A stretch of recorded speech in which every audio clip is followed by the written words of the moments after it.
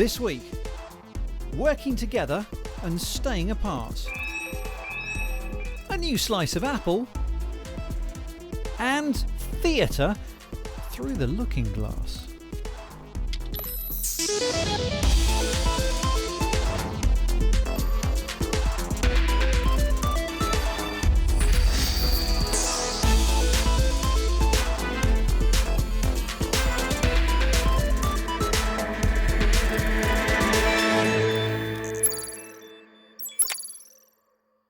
Hey, welcome to Click. Hope you're doing okay.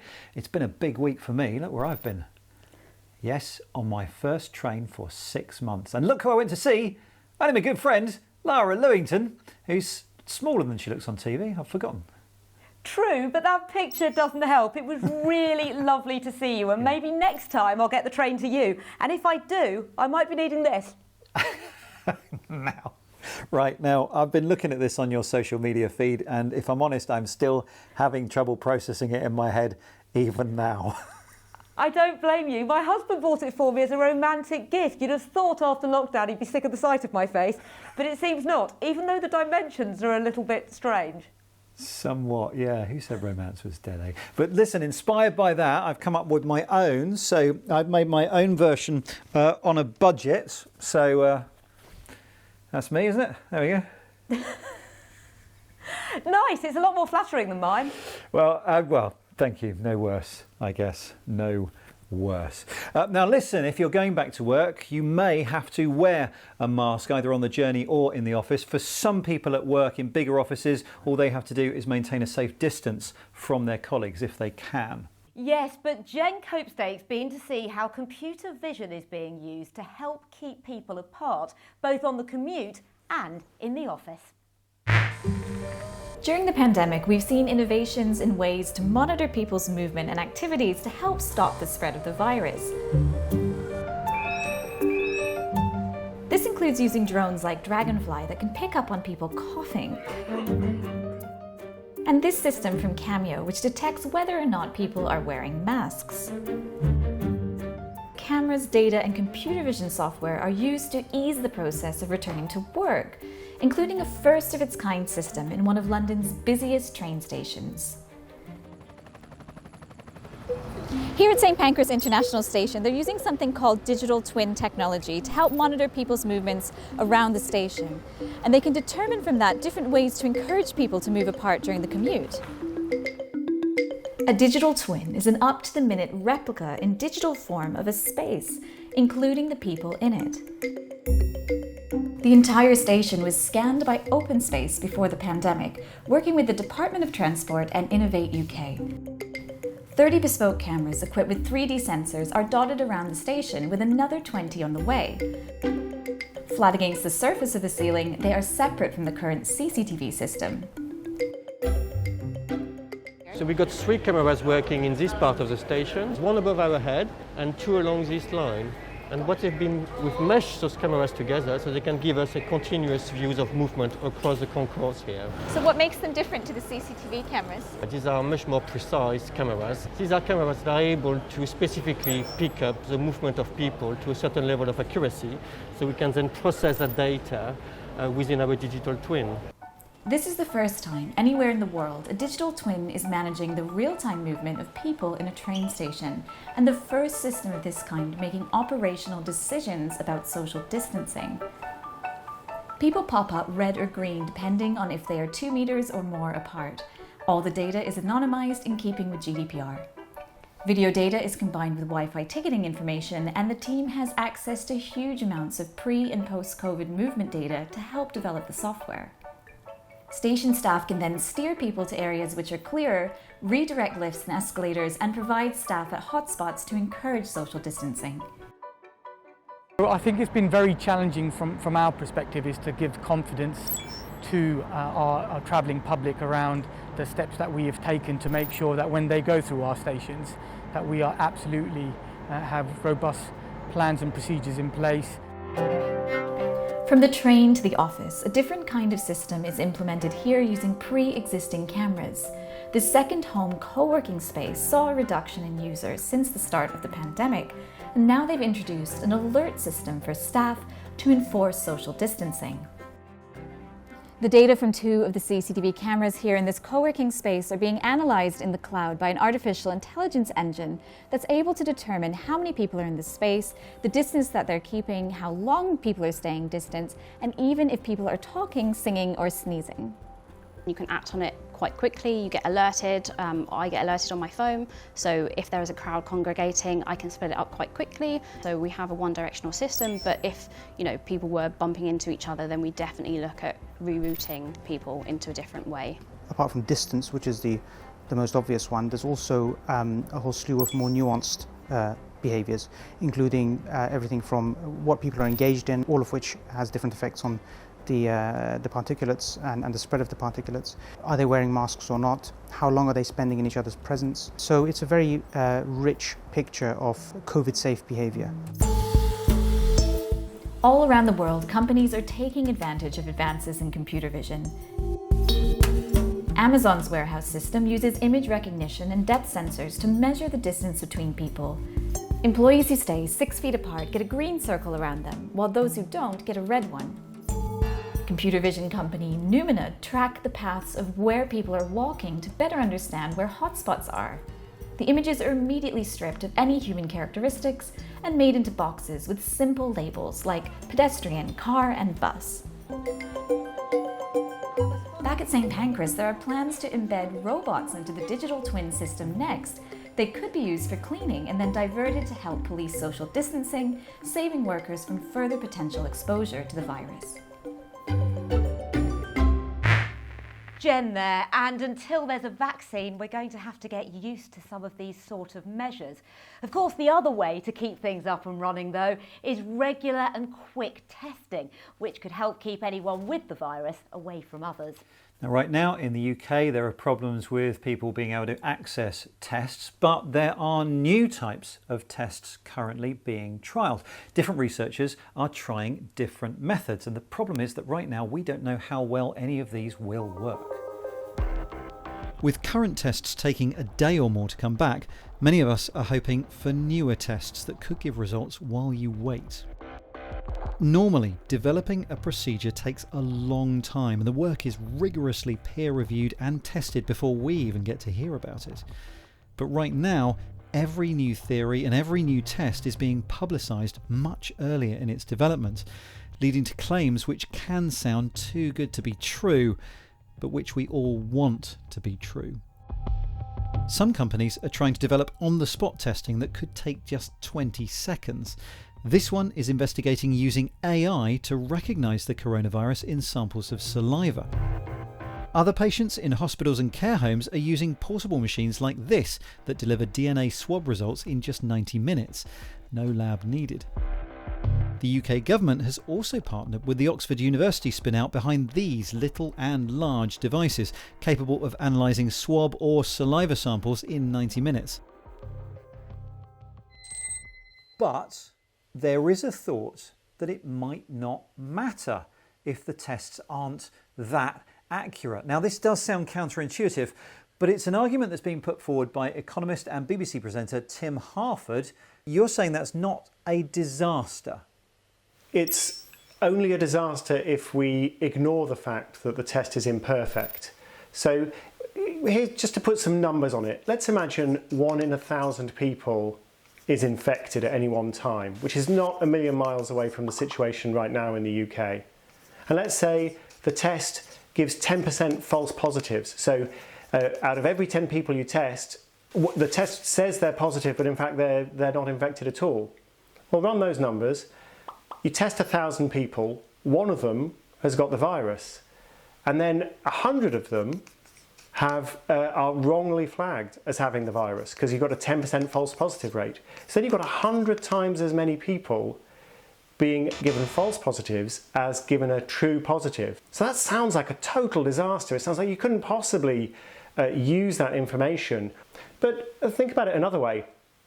Before you gave everyone the test, you would have thought 1 in 1,000 people has the virus.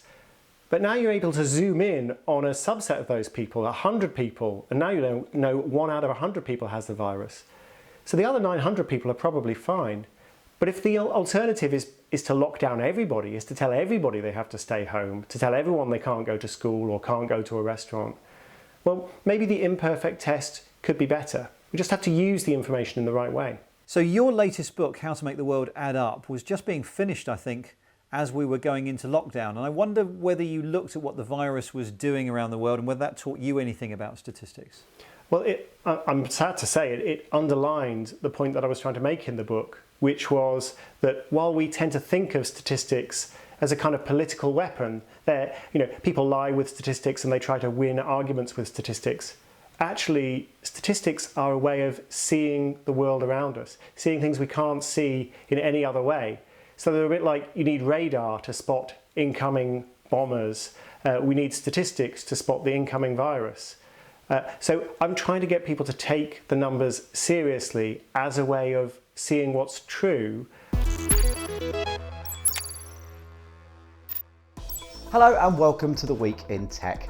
This week, Apple announced the launch of a new workout subscription program called Fitness Plus.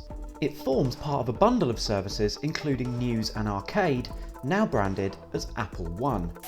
Facebook unveiled a new version of its Oculus Quest VR headset with more power and higher resolution. The new device also comes with a significant price drop. The entry-level version will be £100 cheaper than its predecessor. And Sony confirmed the price of the forthcoming PlayStation 5, matching the $500 price of its rival, the Xbox One Series X. Google says it has gone beyond being carbon neutral and has now compensated for all of the carbon it has ever produced. It comes as a range of big tech firms have committed to reducing or eliminating their carbon footprint. British-based chip designer ARM is being sold to the American graphics chip specialist Nvidia. Nvidia said the deal, worth $40 billion, would create the premier computing company for the age of artificial intelligence. And finally, is there life on Venus? Scientists have discovered what they say could be potential signs of life floating in the clouds of the planet. A new scientific paper reveals the discovery of a gas called phosphine, typically associated with living organisms. The future really is in the cloud.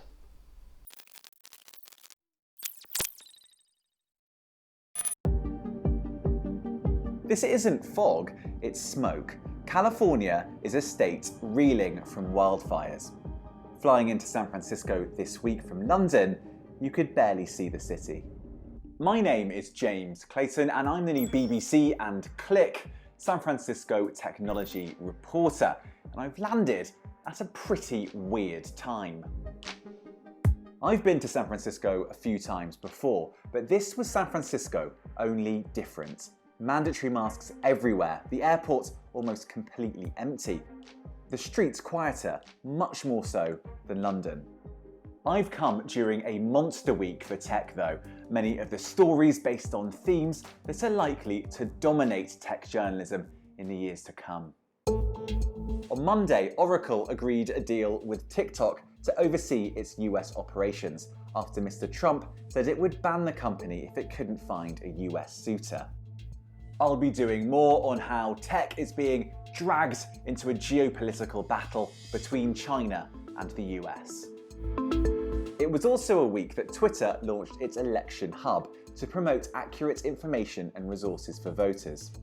How companies like Google and Twitter and Facebook regulate their platforms in the run-up to the elections are likely to have a massive impact on that November poll, and it's something that Click will be doing more on. It also happened to be a week when Mr. Trump visited California, sparking controversy by refusing to acknowledge climate change's impact on the environment. Going forward, could big tech do more by not just being green companies themselves, but by leading the way in innovation, perhaps even reversing some of the damage that humans have done to our planet? At Apple's launch on Tuesday, the company didn't release an iPhone or ARM-based MacBooks, but it did centre its new iteration of products around healthcare, including a new Apple Watch that can measure oxygen levels in the blood.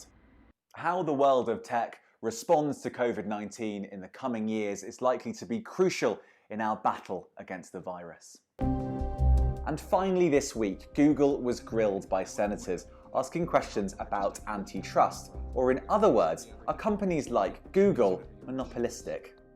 Whether massive tech companies like Facebook and Apple and Amazon are simply too big, whether they should even be broken up, are central challenges to governments around the world. The tech stories that we've seen this week underpin perhaps the fundamental question of our age. How can we harness the progress that humanity has made for good and not bad?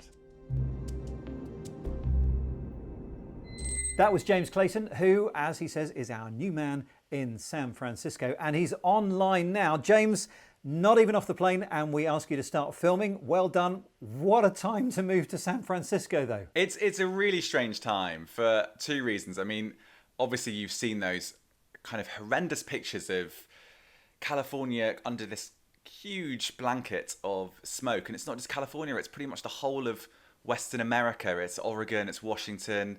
And then, of course, you have COVID-19. I mean, COVID-19 has affected the US very badly, and California is no exception, and it's really noticeable.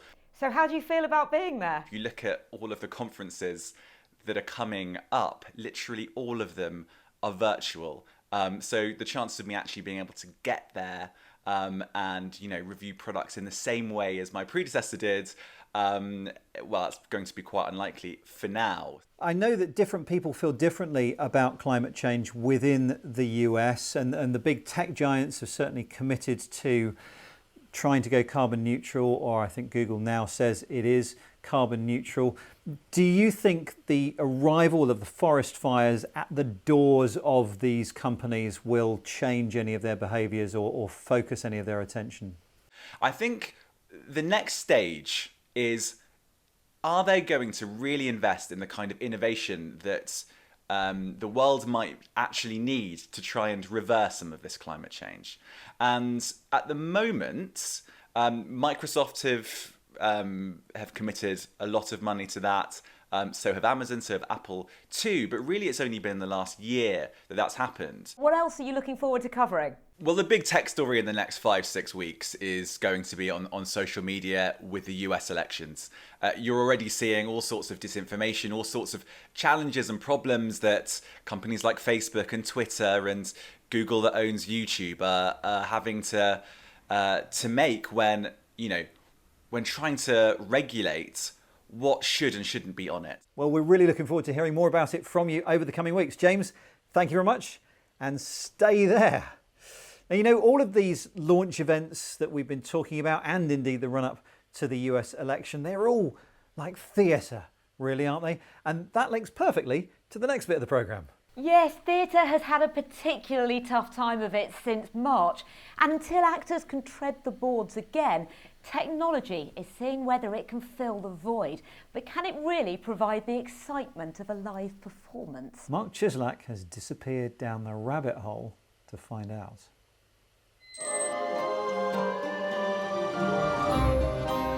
We're late for a very important theatrical date. However, in order to follow Alice down the rabbit hole for an adventure in Wonderland, all we have to do is log into a video chat call. Are you all okay? Alice, a virtual theme park, is actually an immersive theatre show, which, due to the COVID-19 pandemic, the audience experiences from the comfort of their homes via the video chat platform Zoom. Mad Hatter. You see, everyone in Wonderland's a little bit mixed up. It's the result of a collaboration between theatre companies Creation, Big Telly and Foxdog, partnering with tech outfit Charisma AI. We have built an animated version of the Cheshire Cat that the audience talk to. You are now ready to go further into Wonderland. And before the show, they can chat to it, flirt to it. It's been asked out on dates a couple of times. And then the second thing we do is we've really pushed Zoom into sort of video game territory. So we've taken the tiles that everyone's used to in video conferences, separated them out, and then dropped them into a 3D games engine. And you can wave to all the other members of the audience just before you zoom down the rabbit hole into Wonderland. I think for us, we started experimenting really early on in lockdown. So 2 weeks into lockdown, we did a production of The Tempest. And what we discovered with that was what's really exciting when it really comes alive is when the audience are live and can be seen live too. So it's performers live and it's audience live, and you have moments where you see each other. A lot of our shows pre-lockdown were in site-specific locations, moving around, giving the audience in small groups little challenges to do. It's as much live film or live gaming, and I think what the pandemic has created is this sort of opportunity to put real people into a digital world. Few industries have escaped the effects of the COVID-19 pandemic. Theatre has been badly hit. What theatre is about is it's about physically being with other people. It's about being shoulder to shoulder with somebody. It's about having the freedom to laugh, the freedom to cry. Theatre is fundamentally a shared experience. I mean, the phrase we keep hearing is the theatre industry has been decimated. That's the buzz phrase in my industry at the moment. And do you know what? It's right. It's calculated that theatre is worth £1.28 billion in annual ticket revenue. The UK's government has now allowed indoor performances with social distancing to start again. But to make money, theatres often rely on packed houses, which aren't possible with social distancing regulations. A handful of theatres in the West End are planning to reopen soon, and some venues, like this one in South London, have started performances with reduced audience capacities. This has still left thousands of people working within the theatre industry out of work. Can the technology we use to conduct video meetings really help this struggling sector? So our director's in Northern Ireland, we have a performer in Ireland, we have our other performers scattered all over the country. Everyone is at home, so they have green screens up. We've had to very rapidly kind of learn the best rehearsal processes to have for that. Theatre folk are fond of saying the show must go on, but with so much technology involved, getting through a performance glitch-free can't be easy. Unmute yourselves, we're going to have a chit-chat. We test, we guess, we second guess, and we put in redundancy. We put in double servers. We put in two internet connections into the actors' homes. We put in backup plans for the live actors. You can have your tea if you answer my riddle. And in some ways, that ability to improvise that a human has is so brilliant in a production like this. Rather than being a passive observer, becoming an audience member in this show requires a fair bit of participation. Is to tell it to shut up, okay? So after 3, I need you to shout, shut up to the baby. Come on, help me out. 1, 2, 3! Shut up! You have now turned the baby into a maiale. Come on, I want to see you dance better than this. Pick up your knees. There's zero chance of me dancing on camera. That's not going to happen. The Alice show completed a run throughout August, and with pantos cancelled in lots of UK venues, the team have plans to use similar technology to put on a Christmas show. So we've been planning for some time now to just do the most amazing family Christmas digital experience that we can, something that you can tune in with as a family online. And we think, it's got so much potential for you can be there, you can be on the sofa with your mulled wine and your popcorn and actually have a really nice Christmas experience. Whatever happens, Christmas is not going to be cancelled. Until theatres fully reopen again, with performers physically sharing a space with their audience, it looks like online solutions might be one of the few ways to keep theatrical professionals employed. These are strange days where sometimes it feels like we've all ventured through the looking glass. But that is the magic of live theatre, no? That was Mark, and that's it for this crazy performance. Yep, that's right. As ever, you can keep up with the team on social media on YouTube, Instagram, Facebook and Twitter at BBC Click. Thanks for watching. Don't have nightmares, and we'll see you soon.